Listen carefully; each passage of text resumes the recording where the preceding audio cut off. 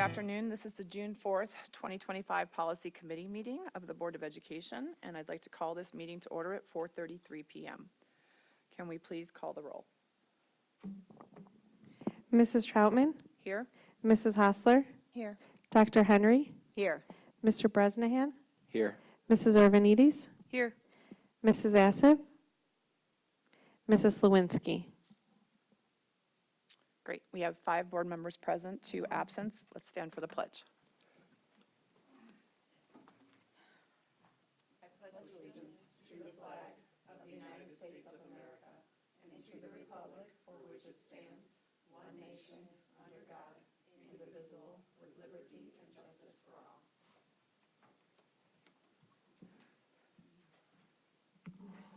Okay, we are starting out with policy 2.260, uniform grievance procedure. Dr. Schumacher, it looks like you're up.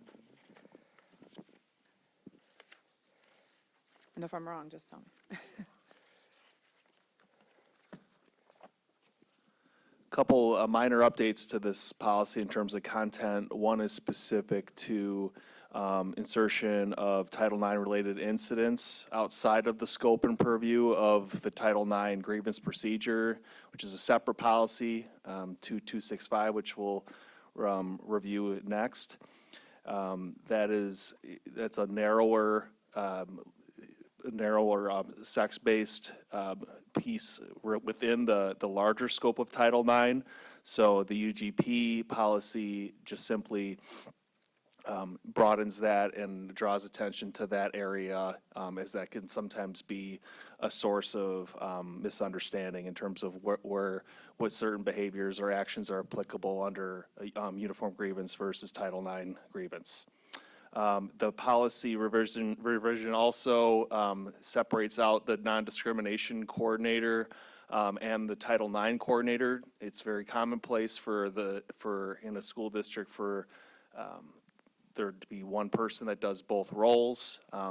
This revision just gives the autonomy of school districts to differentiate and have a different person under those roles. Currently, the Assistant Superintendent of Human Resources is both the non-discrimination and Title IX coordinator here in D205, but that language separates it out. There's also some minor footnote revisions, and we would recommend approval of the press updates. I just had one clarifying question on that. Do we have to name a separate Title IX coordinator? And because down in the different, it's added, but we don't have one listed. This is ours, right? Right, so I see the non-discrimination and I see the complaint managers. Under the uniform grievance, the complaint managers must be named. The Title IX coordinator must be named under the Title IX so policy it's as well as 2265. other policies. Yep. Got it. That's all I've got. Dr. Henry? Mrs. Hostler? Anyone else? Okay, so hearing no changes, we'll move that to, is this the first one? Yep, first read. Okay, first read. All right, 2265, Title IX grievance procedure. Yes, the Title IX grievance procedure policy has been updated. At our last policy meeting, you'll recall, I did provide the board some information specific to the federal ruling, which requires school districts to revert back to 2020 Title IX regulations.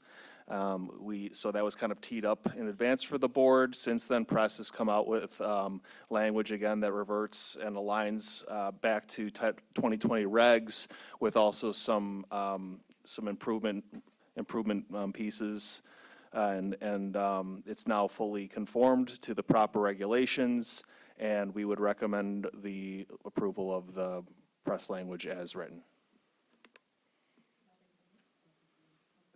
Nope, not for me either. Anyone else? Okay, hearing nothing, we'll move that to first read. 415. So this identity protection, this policy has just a minor content update. It specifically incorporates cybersecurity specifically as one of the measures for school districts to take to safeguard personal identifiable information. and specifically under the grant award section of the policy. However, as we know, cybersecurity has been an elevated topic within school districts in a much broader context. There's also some updates to the footnotes, and we would recommend approval. Nothing from me. Beth? Nope. Kelly? Anyone else? Hearing nothing, we'll move that to first read. 480.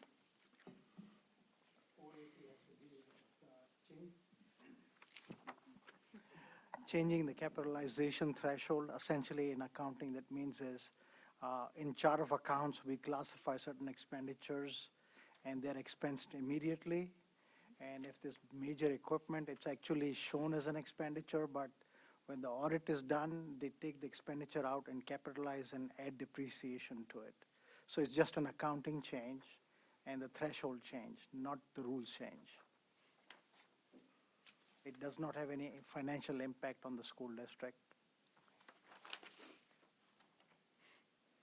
So is the increase from the threshold from $5,000 to $10,000 just a, It's how we report cost on of our chart. living, life?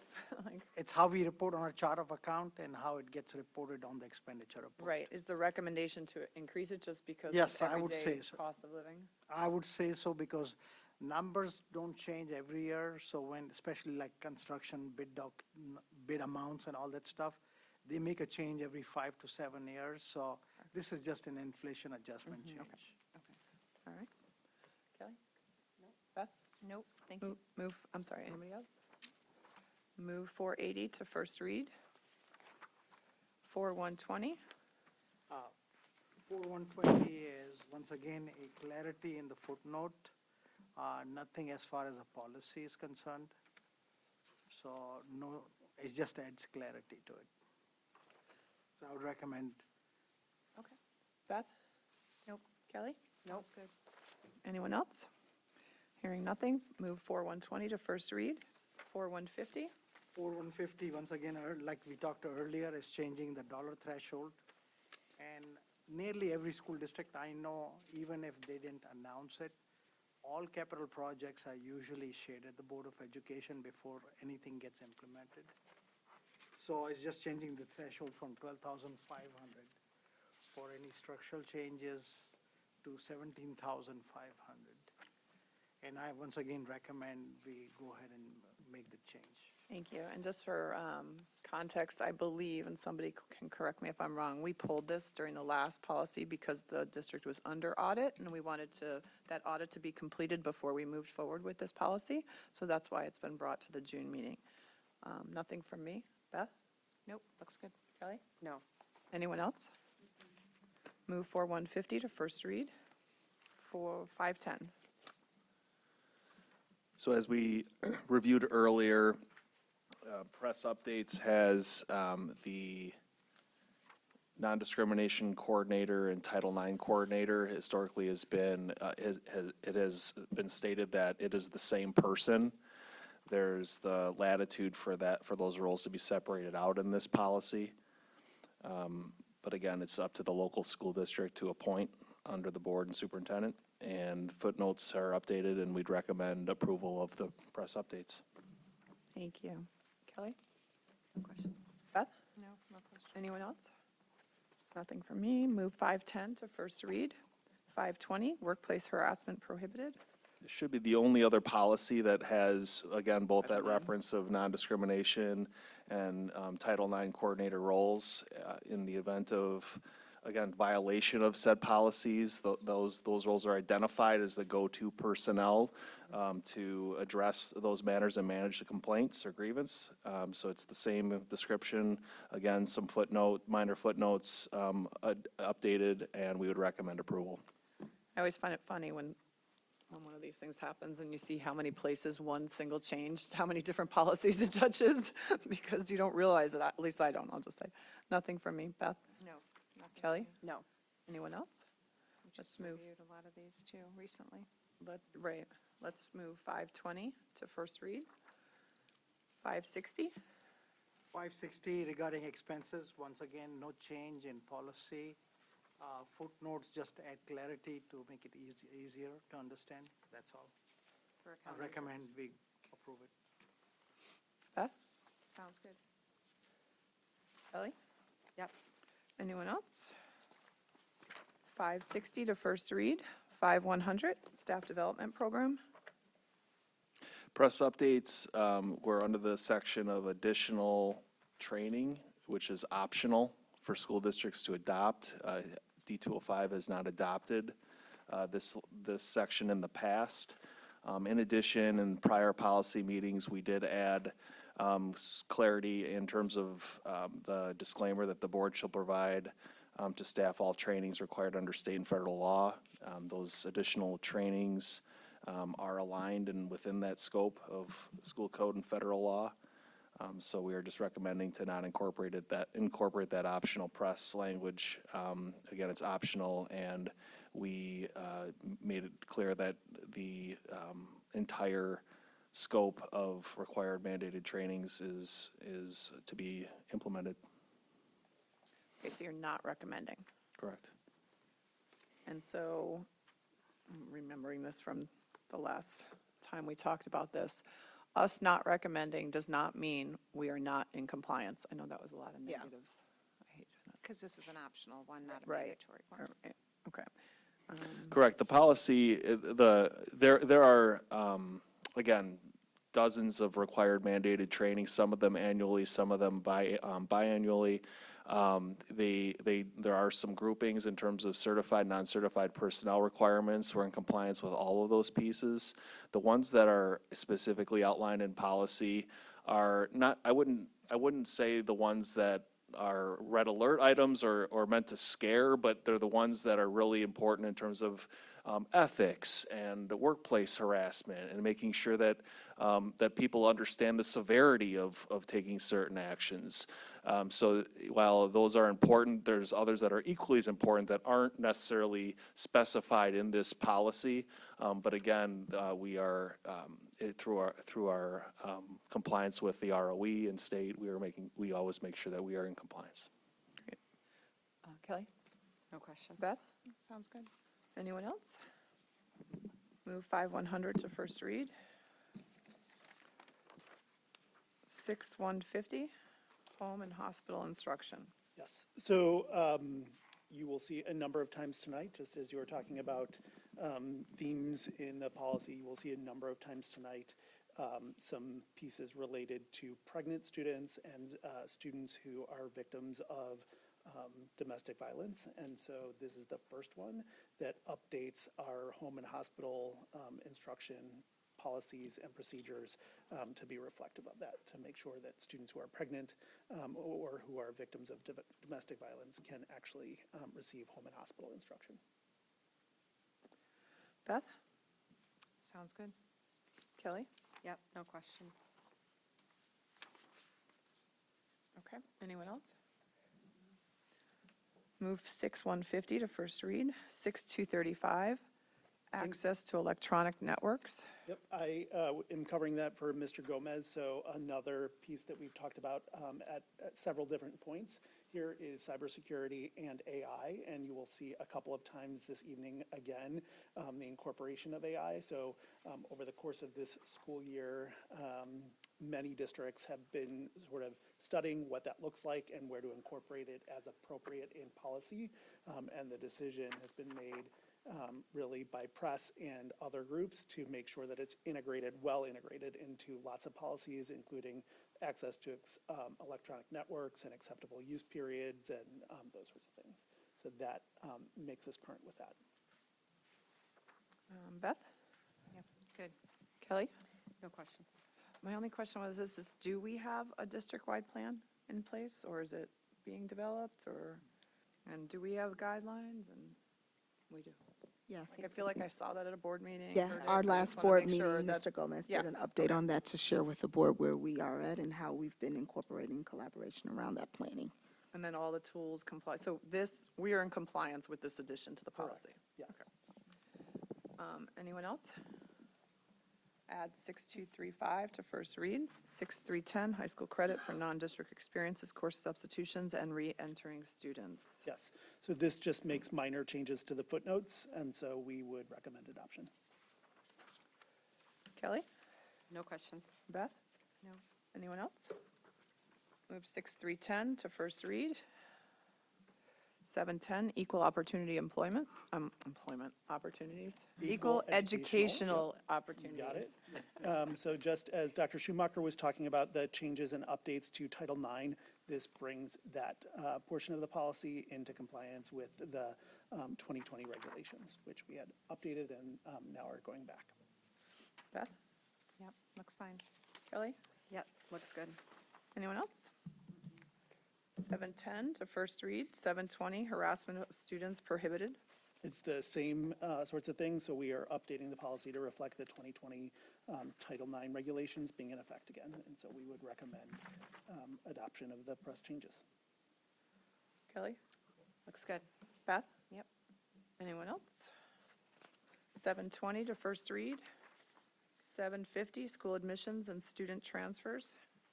So this just makes some minor changes to the footnotes, no substantive policy changes at all, and so I would recommend adoption. Beth? Yep. Kelly? Looks good.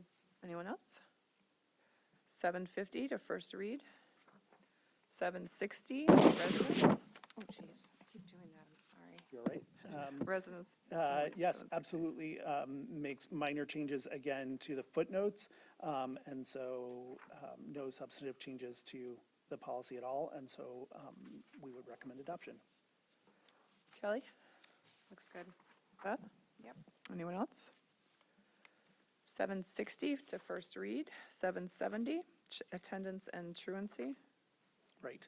So similar to how we updated for expectant mothers and victims of abuse, that is also being updated as an additional reason why students can be absent from school. And so that is reflected here, and then makes some other minor language changes about how our interactions with community agencies and making sure that we are making reasonable efforts to provide ongoing professional learning for lots of people, not just the specifics listed in there.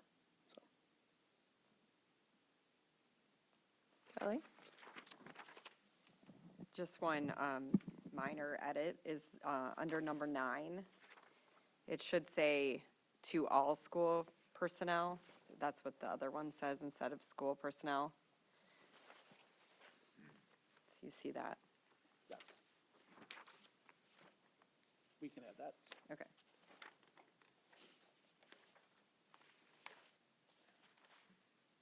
And Beth?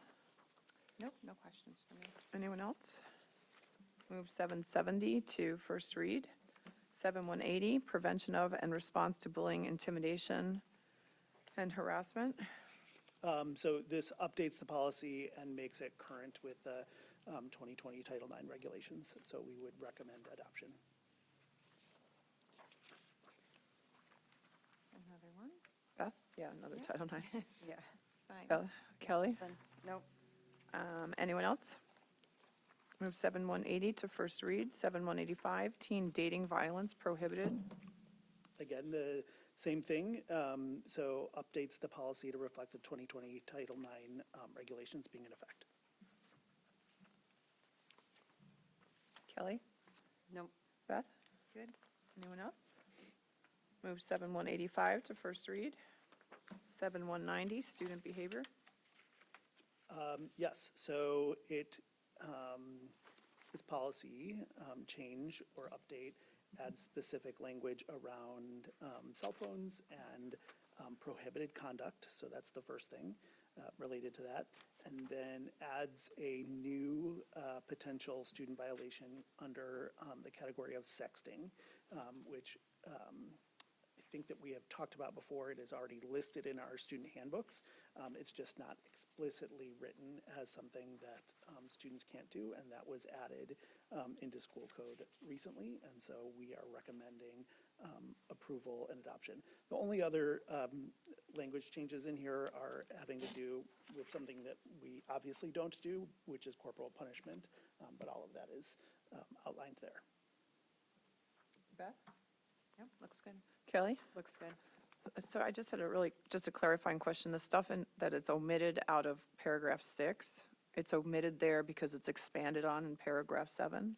Is that correct? Yes. And then what does, I don't remember, but what does this look like in our handbook? Is it just sexting is prohibited and then we turn to the policy to define it, or is it defined in our handbook? So typically, what we do is that we take this exact language, so that will be added as another area. So we would update this, this would be a new number 7. Added to Exactly as Okay. it's written here. Great. And I think that's why we talked about it when we went through that, when you all approved the handbook, that we had a couple of policies that we knew Yep. Right, we're would coming. drive, yeah, This is one of some, them, and this yes. is one of those changes. All right, anyone else? 7190 to first read.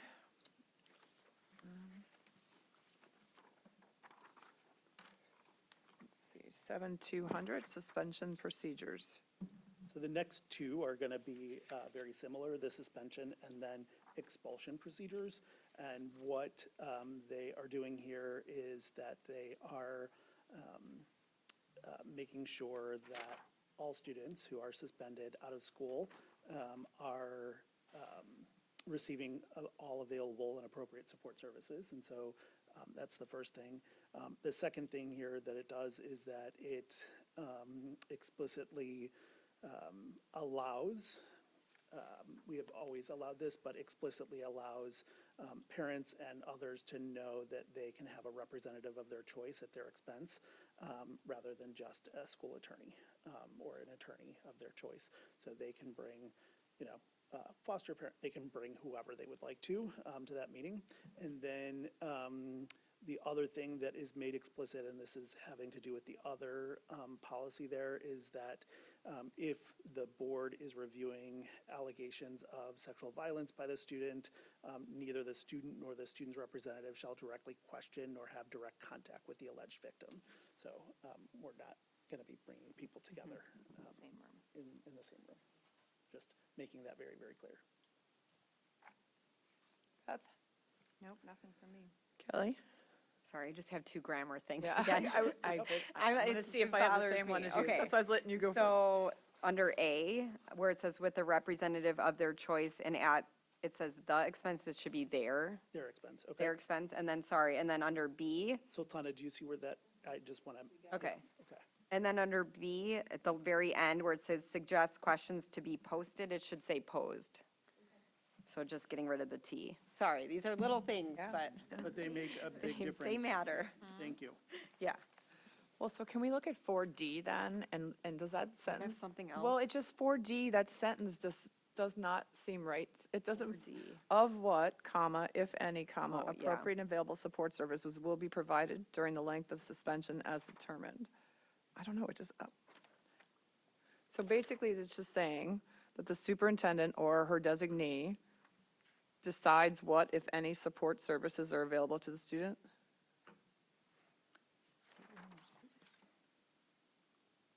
An explanation of what, if any, appropriate and available support services will be provided.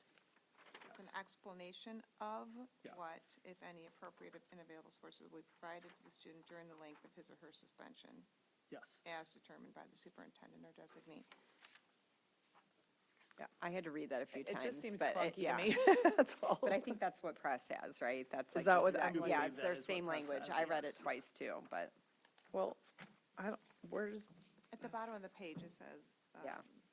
Under II, for a suspension of 4 or more school days, an explanation, right. and then it jumps to, D, yeah. yeah, it just seems clunky. Okay.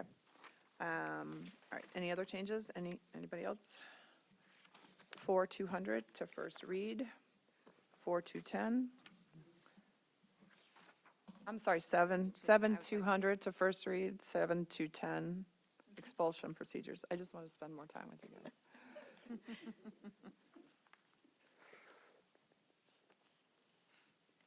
I see where I was looking at something You're different. still at So 4D? for a suspension of 4 or more school days as an explanation of what, if any, Yeah. appropriate. So it is, yeah.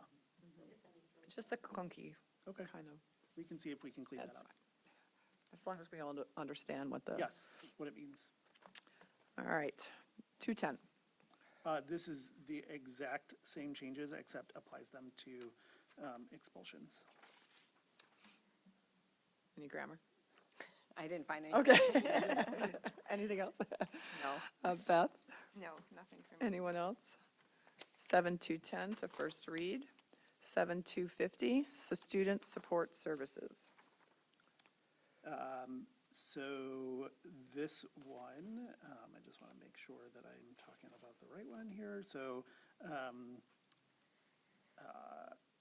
requires the superintendent or designee to inform all personnel of the availability of counseling services. We do that through our handbooks to students age 12 and older, and requires the designation of at least one staff member in each building as a resource person for expectant parents.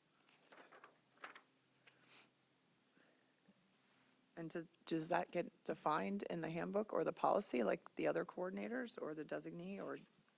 So there are several, I can't think of one off the top of my head, but there are several policies like this that require us to have a on-site person. The PUNS list is another example that requires us to have a contact on site, and so usually it's the principal or assistant principal in that situation, and we just make that public again in our handbooks. So, Kelly? No questions. Beth? None for me. Anyone else? 7250 to first read. 7255, students who are parents, expected parents, or victims of domestic or sexual violence. so this is a brand-new policy, not just to us, but to the entire state, and it is bringing us into compliance related to that new section of the school code related to expectant mothers and victims of domestic or sexual violence. So can we have the actual names added to this, like all the other policies, right? Because it's the same people. Yep. The non-discrimination, Title IX, and complaint managers' names and information should be added. We will do that. That's the only thing I saw. Beth? Nope, that was all. Kelly? Nothing. Anyone else? 7255 to first read with that addition. 7270, administering medicines to students. So this is a small clarification that a student may possess supplies and equipment necessary to monitor and treat their diabetes, epilepsy, and a seizure action plan. So currently, there are exceptions in there related to asthma and other exceptions that are made. So we have students who have a Dexcom machine that monitors their blood sugars and that sort of thing, or maybe doing testing in a classroom, like through their fingers. And so this just explicitly allows that. Kelly? It has to be at the discretion of a medical doctor, so who makes all that possible. I had a quick question about the policy unrelated. Yep. For the undesignated medications that we have, are those available at all of our schools? They Do you know? are, They yes. are, okay. Yep, Just want to make sure. And so in the past, so there are two ways that we get that. We, either the Illinois Department of Public Health issues a blanket prescription for the entire state, or we work with Jewel Osco and our partnership with them to get some of those medications that we can just have on hand. Okay, perfect. Okay. Kelly, anything else? That was it. That was my. Beth? Nope, nothing for me. Anyone else? 7270 to first read.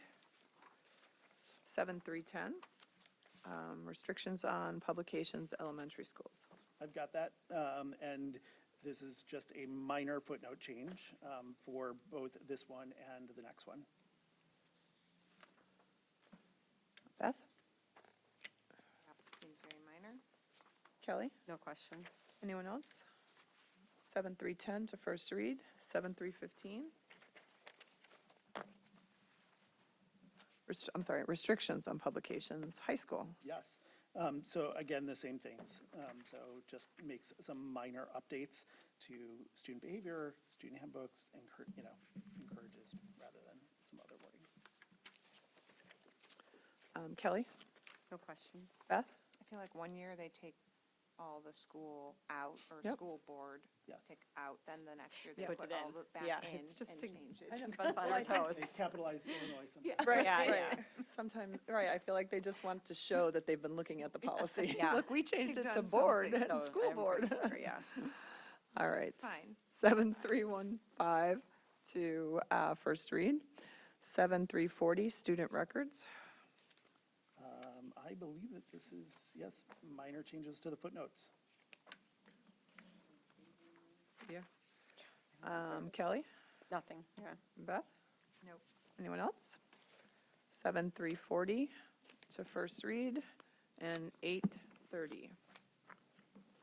Visitors to and conduct on school property. No major changes to this policy, just updates to the footnotes and legal references. They made you come for just know, that. I mean, seriously. I was actually prepared to Where- do where- 7310 and Upcoming, so- 7315 as well, but, you know, Dr. Rubenstein got Where- it. They don't have your back, man. Beth?